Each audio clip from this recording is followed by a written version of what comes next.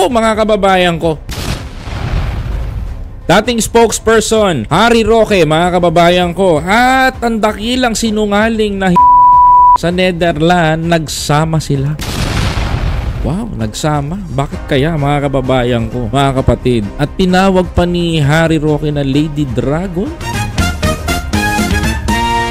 Si Harry Roque, komedyante. May dragon ba na buntis mga kababayan?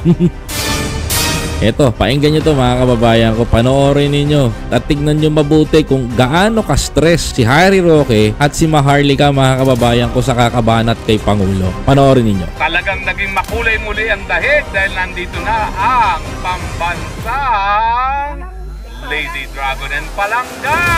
Hello?